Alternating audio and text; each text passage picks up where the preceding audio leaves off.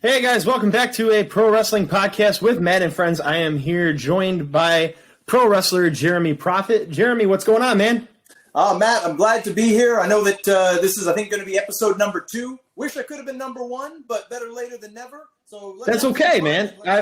Hey, they say first is the worst, second is the best, so it works out for you, No, I mean, first interview was cool, man. I'm honored to have you here today, I actually just watched a lot of your matches on YouTube. I seen the one you had against Ethan Page, which was pretty cool.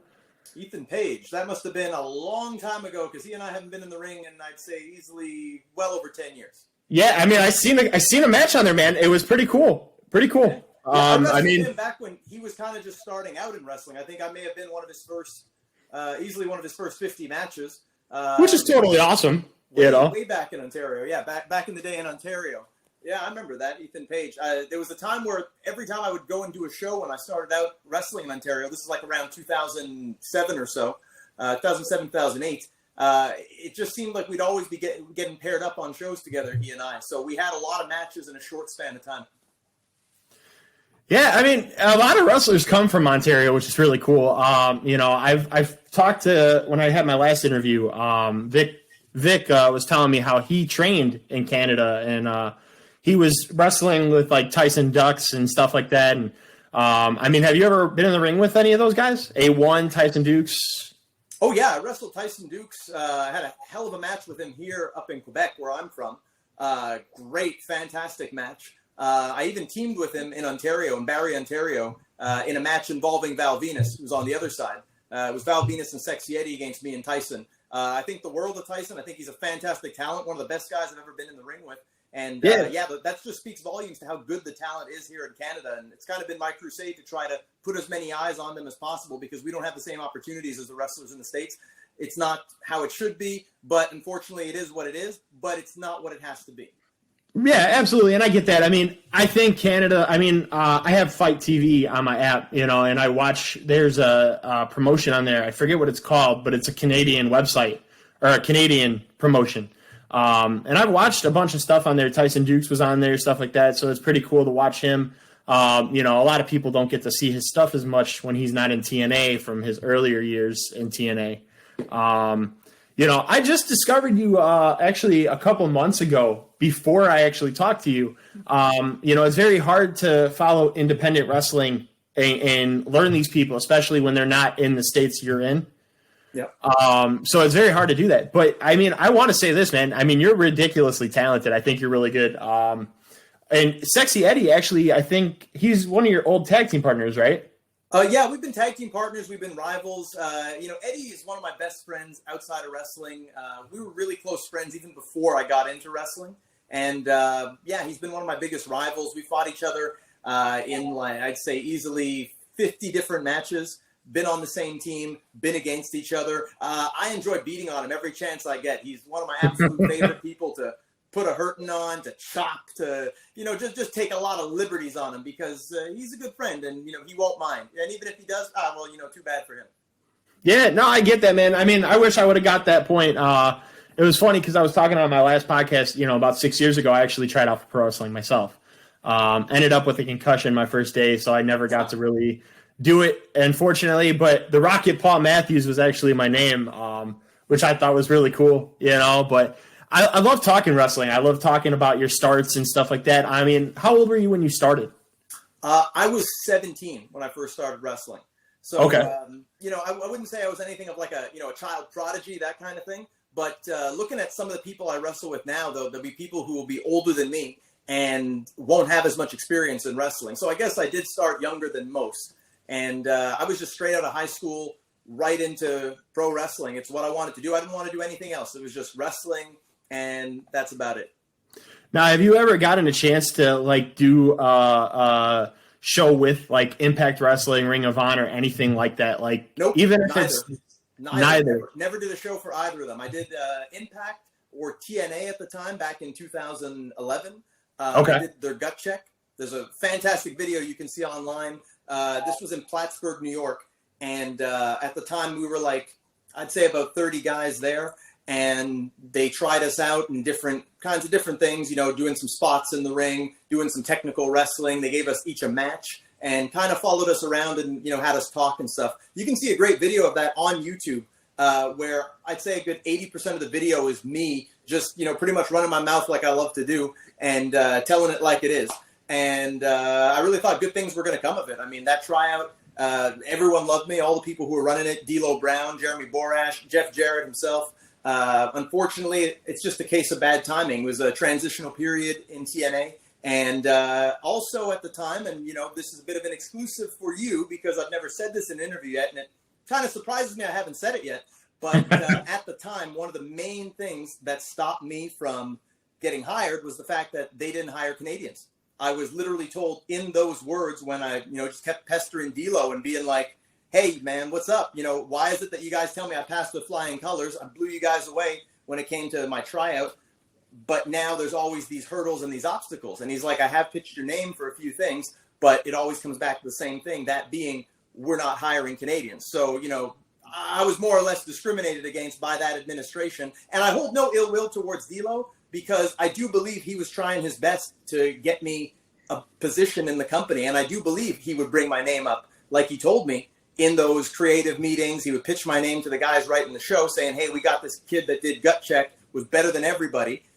It just came down to, hey, we're not hiring Canadians. That's literally what I was told, and I will go on record with that. And if you want to get D'Lo Brown an interview, I would love to get him in an interview because I'm pretty sure he would say the same thing. Now, I don't hold that against Impact because it's a whole different administration. It's a different ownership. Just so happens that there's two Canadians involved in the company, and Scott D'Amore and Don Callis. So things are probably a bit different, but that's only the tip of the iceberg because the real problem is getting Canadians there, getting work visas, that whole process. So it's easy to go just pick up any wrestler off the American independent scene, give him a position in the company because he'll cost, whatever minimal cost it costs.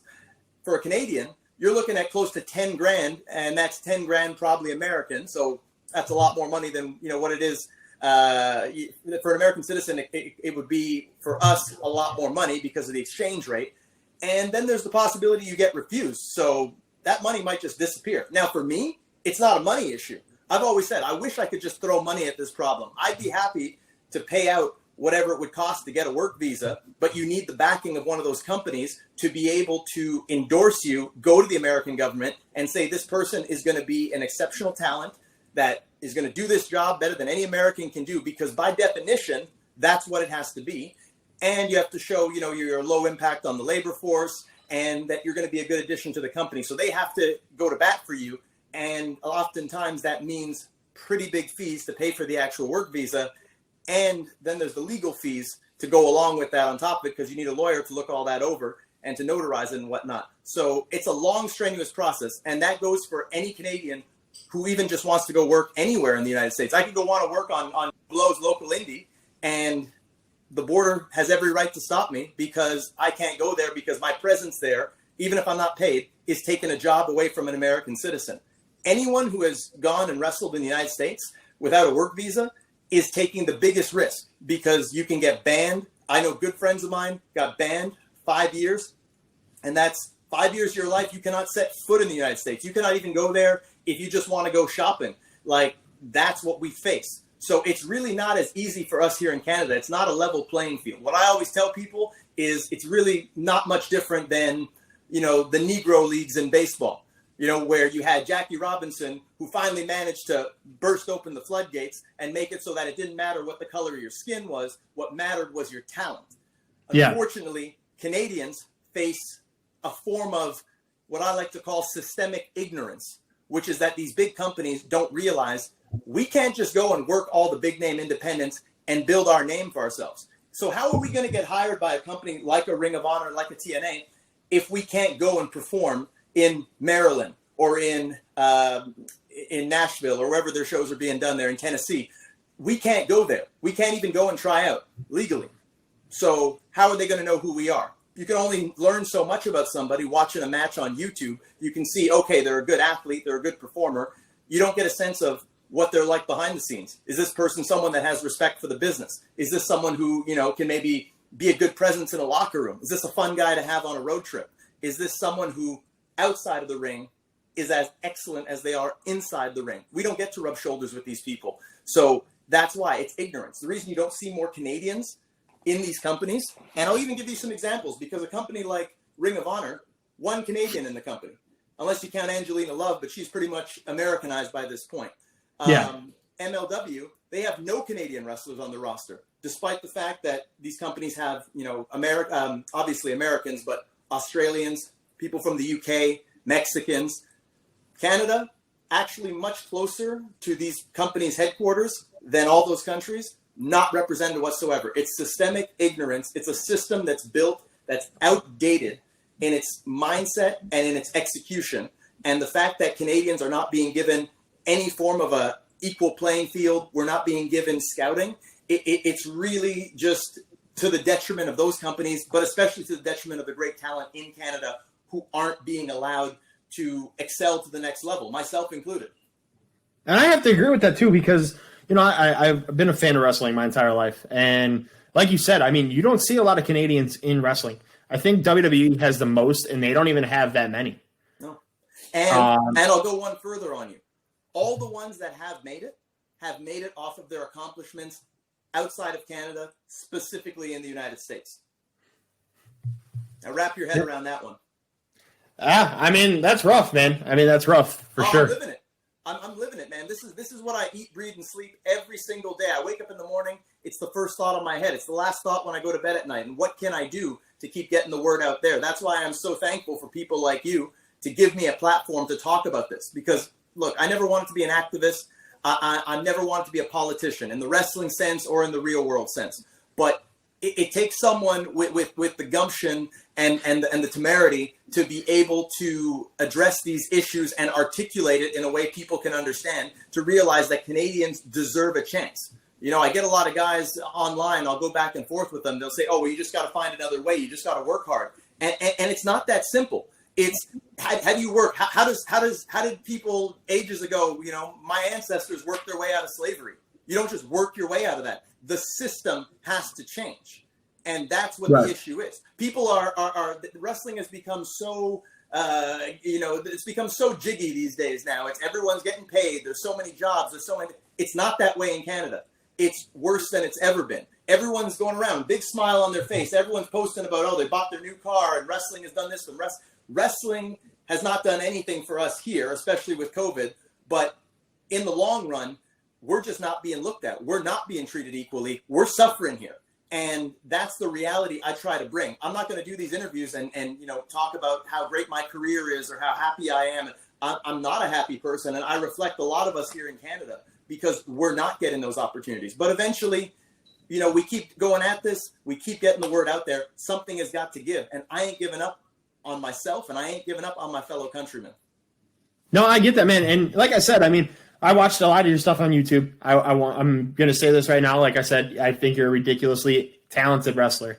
In ring, I see a lot of the spots you take and stuff like that. Safe worker, and I can tell that you deserve an opportunity.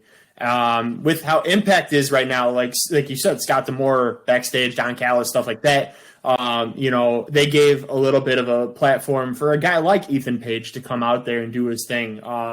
For a little bit. And that was the first main break I think he really got. And I would love to see more Canadian wrestlers come out there because there's a lot of them that are really good. Mike Speedball Bailey. Look what happened to him. I think something happened where he was put back into Canada for 5 years, can't come back to the States or something like that. Or 3 years or some shit. I don't remember what it was.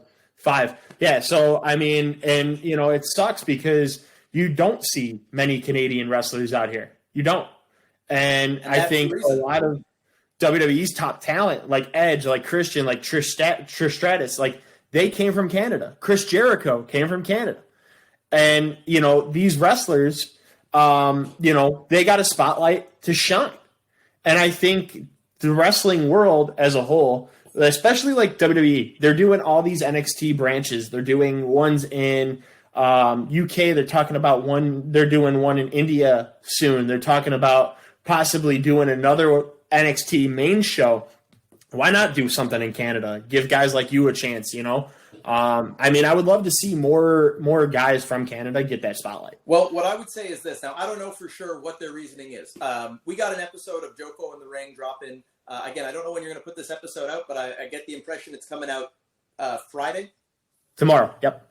So Friday. So next Tuesday, our episode of Joko in the Ring, I have TJ Wilson on. Now, I've known TJ for over 10 years. He's one of the most supportive people to me in all of WWE. And he came on my show. He talked with us for over 2 hours. And this was a main topic that we discussed where he explained how even he wasn't aware of it. And when it comes to scouting, it's the case of who's scouting for Canada. Whose responsibility is it to scout Canada? Is Edge scouting Canada? Is, Chris Jericho scouting Canada? Are any of these guys who lived through this same grind looking at Canada and saying, hey, there's all these guys. I know what it was like. I knew it was hard getting through the border. I knew it was hard going through all the paperwork for work visas. And maybe even just taking the time to be a little self-aware and to say, hey, where are all the Canadians? Who are these guys? How are they getting here? And why aren't there more? Why are we being outnumbered by people from the UK when we are geographically closer to that company's headquarters? I'll put it to you like this. Why are there so few Canadians when a place like, let's say, Ontario is closer to WWE's headquarters than if they were to, get talent from Texas, if they were to get talent from California? People don't understand that, even though we're not part of the United States portion, we are all Americans as part of North America. Yet the border separates so many great talents from being able to actually put in work, go on the road, go to these bigger companies that would be glad to use them. I have to turn down bookings. I've had to turn down all kinds of bookings, cushy bookings, flights, hotels, big money. I've had to turn that down for independent companies that see what I do because I can't risk it. I can't risk going without the proper work papers. Yeah. That's the ridiculousness of this. People will think, oh, this Jeremy guy, well, I haven't seen any of his work, but he must just not be that good. No, watch what I do. I'm self-aware enough to know I am really good at a lot of things. It's not a lack of talent, and that's on me and that's on everybody else here in Canada. It's a lack of equal opportunity. It's a system that is totally ignorant to our existence.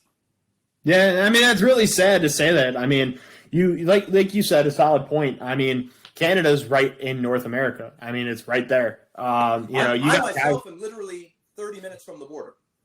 Yeah, and you got guys getting scouted in Europe. You got guys getting scouted all over the place. European wrestlers come to the States more than you see Canadian wrestlers come to the States. Yeah. And, it's harsh because there's a lot of good talent in Canada. Like I said, a lot of good athletes come out of Canada. Speedball Bailey, Tyson Kidd, Natalia, like all these guys came from Canada. Yeah.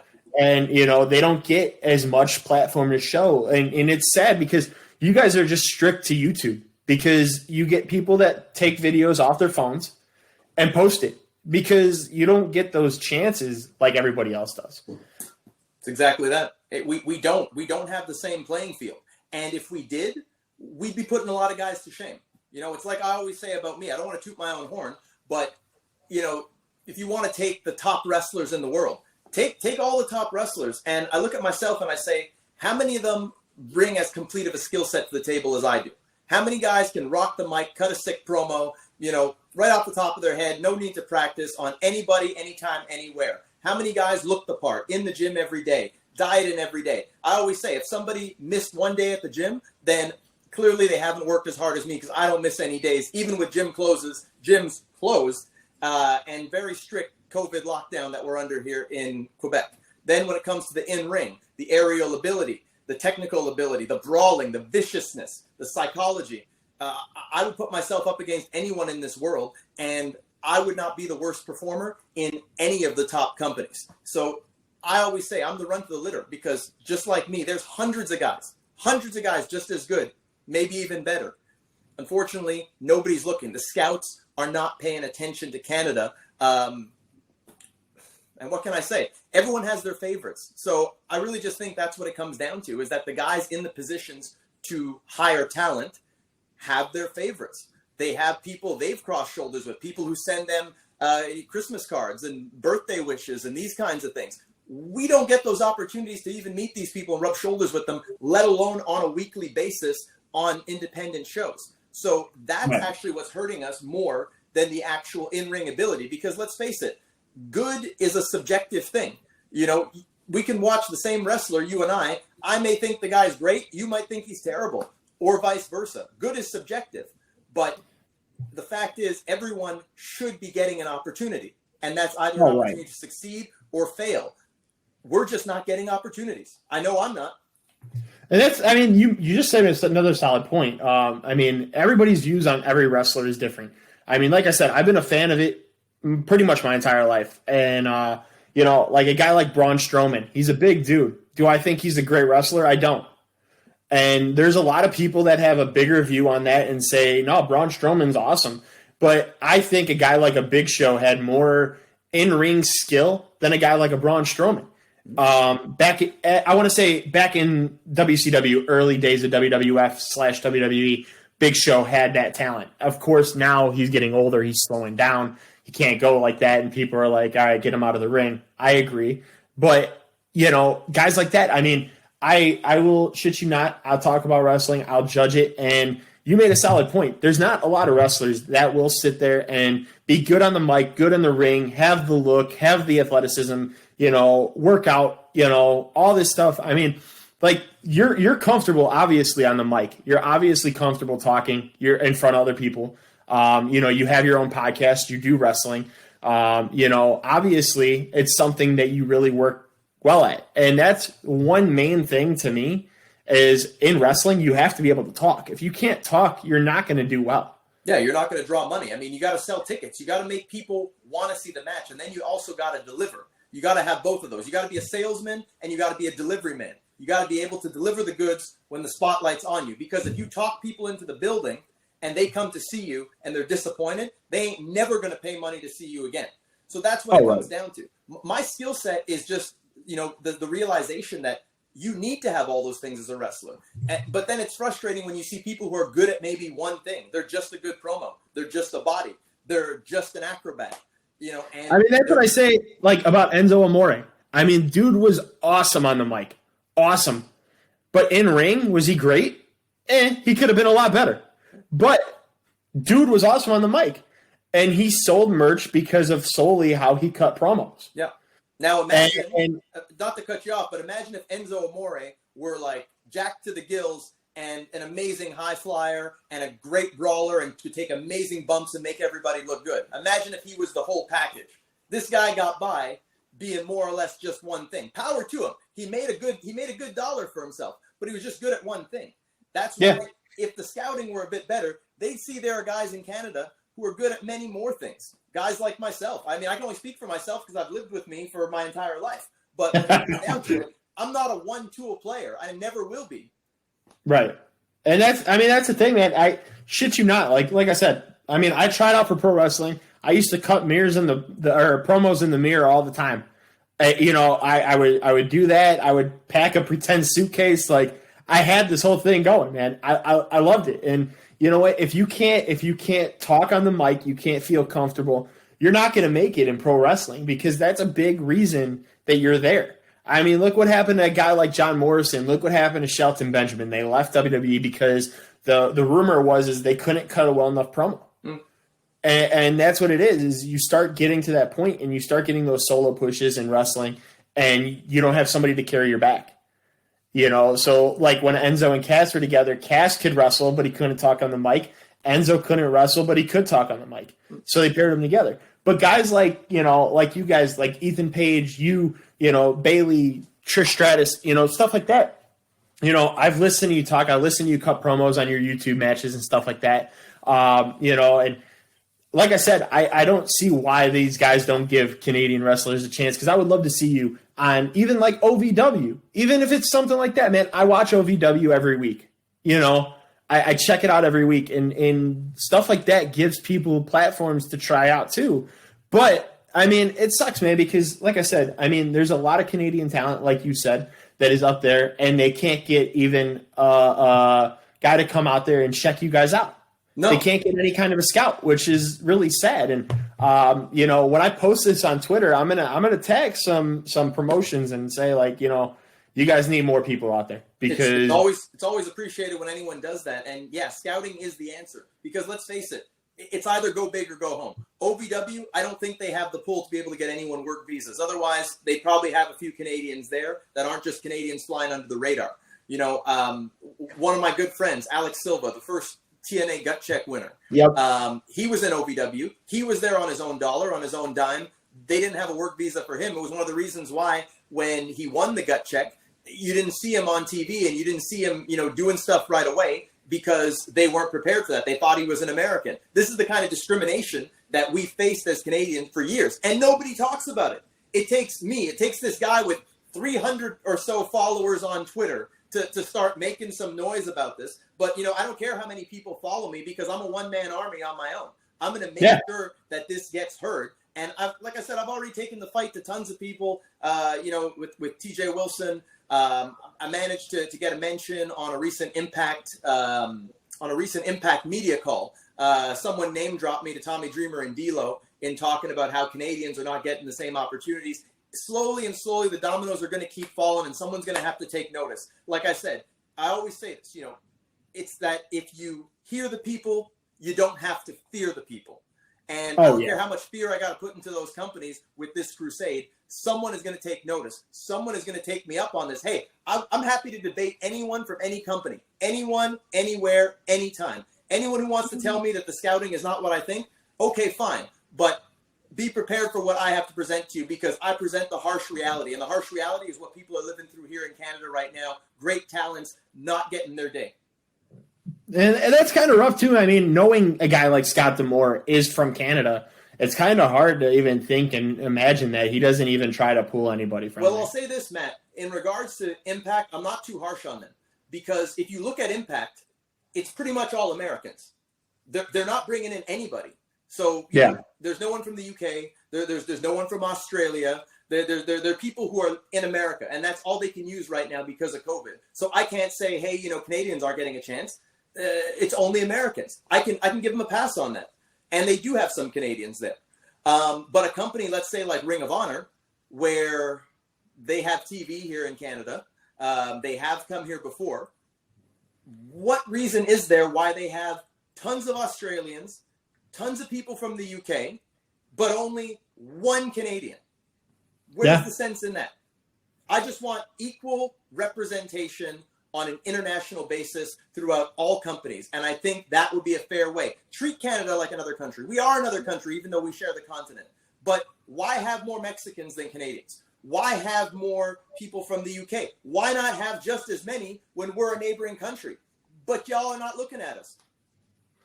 No, I understand that, man, for sure. And I understand the frustrations. I mean, I'm not there, so I can't say I understand it 100%, but I understand what you're saying 100%. And it's rough. Like I said, I mean, WWE's opening up so many NXT promotions in different places, and I don't see why they won't sit there and be like, well, Canada's right there, so let's give that a shot. I mean, so many good wrestlers that they had, so many well-known wrestlers like Edge, like Trish Stratus, like Christian, like Chris Jericho, all came from WWE, all came from Canada. Yeah. And, you got to look at it that all of them have been world champion. Trish Stratus, former, 7-time women's champion, Edge, an 11-time world heavyweight champion. Jericho is one of the most well-known professional wrestlers all in the world. You look at it and you say, well, man, they have some top talent from Canada. When have you seen a Japanese wrestler become world champion in WWE? We haven't. When have you seen Yokozuna? Yeah, he's Samoan, but no, I mean, that's what they booked him as, is a Japanese sumo wrestler. And obviously he wasn't really Japanese. And that a lot of people gave shit to Jinder Mahal for being WWE champion because they said he was the first Indian champion. But in my defense with that is they talk so much shit saying he was from Canada, that he wasn't a world or Indian, like all this shit. No, I say that's bullshit because he might be Canadian, but he's also Indian. Yeah. And you got a lot of guys that are from Canada that deserve this platform. But, you know, you got United Kingdom, NXT, you got regular NXT. Like I said, they're talking about doing an NXT India where they're taking Jinder Mahal from their main product and talking about putting him over there, which is rough because Jinder Mahal has that look, and you're going to just ditch him to India? Like, no, nothing, you know, and guys like that. I mean, but you're talking about boosting all these NXT promotions to give people all around the world platforms when Canada is right up north. Give them a shot, give you guys a shot, because a guy like you, a guy like Bailey deserves that platform. Yeah. And obviously if Mike Bailey can't even come out here for a couple years still, I don't know how long it's been, but I know it's been a little bit. His ban is actually up in a couple days. Okay, yeah. Dude, that went by so fast. Yeah. But he shouldn't have had to go through that. No, he shouldn't have. And I remember what promotion was it? It was Defiant Wrestling that he was just wrestling last with. WCPW. He wrestled for a lot of different promotions, but I know his last booking, if I'm not mistaken, I think he was on his way to PWG or Evolve. I think it was PWG. I think it was if I'm not mistaken, it was a Battle of Los Angeles or something like that. And he just got told, like, they were like, yeah, he's got to be replaced. And then I remember reading articles all about it, like, yeah, he got banned. And I was like, well, that's kind of surprising because I don't understand what happened. And then I started reading more about it, and I said, well, that's bullshit. Yeah, that's what we all have to face. That's what we all have to go through. Every time I've gone through the border, I mean, I've wrestled in the United States, never made $1 doing it, but I've done it. And it's stressful. They'll want to stop you, search you, go through do everything short of cavity search you. That's what we go through. Just to want to practice our sport, just to want to make a name for ourselves, just to want to get noticed. You know, in a day and age where people are getting opportunity, everything is thrown at them. If one company doesn't want you, the other one will take you. You just have to wrestle for 3-4 years and be good at one thing, and you know you'll be able to make a living in this sport. No one in Canada is making a living doing professional wrestling. It's not like in Mexico where they got CMLL and AAA to fall back on and other promotions, and they can make a decent living by their living standard. We don't have that. We are fighting to get through with the biggest obstacle in the world in our way, and we're right next door. That's the nonsense of what we live through.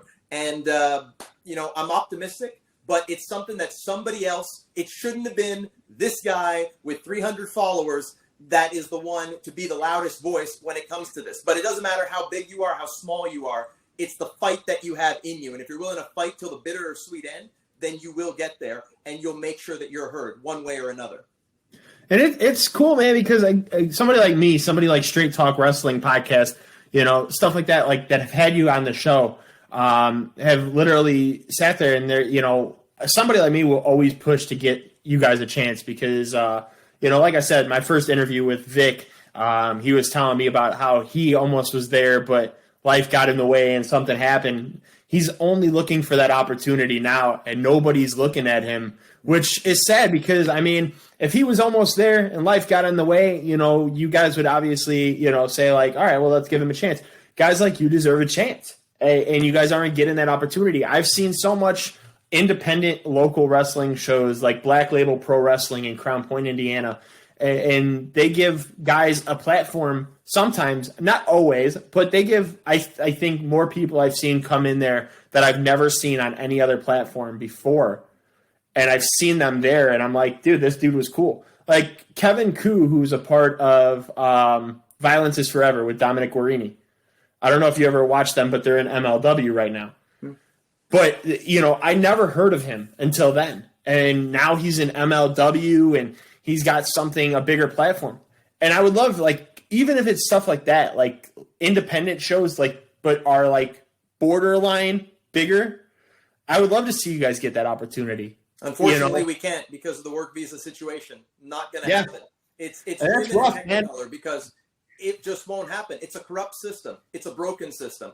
And it's an ignorant system. The main reason why we're not getting there is because they're ignorant to it. Because even the biggest companies don't realize that Canada is different than the U.S., that we can't just go work for the big name indies and make a name for ourselves.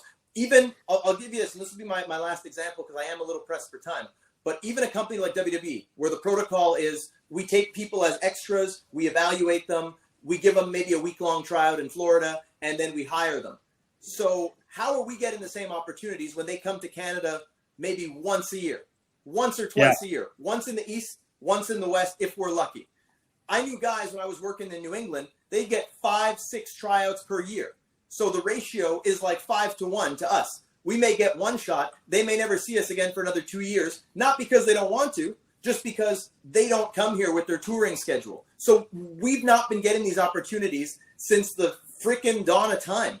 That's how it's been. And I don't know why none of my fellow countrymen are willing to talk about it. Guys are scared to burn bridges. Man, I ain't scared of nothing. I ain't going to burn no bridge, because when you're talented in the business, you'll always have a place to work. There'll always be a place for you. And people are going to hear my voice, whether they like it or not. And I don't care if people don't like me. I don't care if they don't like me, because it's not about me. It's about the message. So don't judge the messenger. In fact, judge the messenger if you want. I got thick skin. I can take it. But when it comes down to it, the message is what's important. Stop being ignorant to such great Canadian talent out there, and stop thinking that we're not good enough. We're just not getting the opportunities. Yeah, no, man. And like I said, I'm going to throw it out there. I'm going to tweet at Triple H and say, let's get an NXT Canada. We don't need an NXT Canada. I'm sorry, but we don't need an NXT Canada. We just need better scouting. They can have an NXT in the UK to sign guys, make it easier for them. We are no different. We are all Americans in North America. Scout us the same way you scout everybody else. Put a guy like Edge in charge of it. Put him in charge of scouting Canada. Make him go show to show. Make him watch indies and make him find. I mean, Edge is just one example. There's a lot of Canadians that have perforated into the inner circle of how WWE is run. So that's all they really need to do is just get a proper scout or a proper team of scouts. Hell, hire me to be a scout. I know everything about Canada, coast to coast, Vancouver to St. John's. I'm the guy. Yeah, I mean, dude, I'm way for it. I'm 100% on board. I would love to see you on a platform to get that chance to shine, get to show everybody what you're all about. I appreciate it. But yeah, Jeremy, I would love to have you on again. I know I messed up on time myself, so we haven't had a long time to talk. It's all good. I will be happy to come back on here in the very, very, very near future. You can quote me on that. Absolutely. Jeremy, I appreciate it, man. I appreciate your input on Canadian wrestling not getting a chance to shine. I hopefully it changes sooner than later, because you guys deserve that platform. We shall overcome, my friend. We shall overcome. Absolutely, Jeremy. Thank you for coming on the show. I hope you guys enjoyed. Follow Jeremy on social media, guys. And we'll chat again, man. Thank you. Thank you.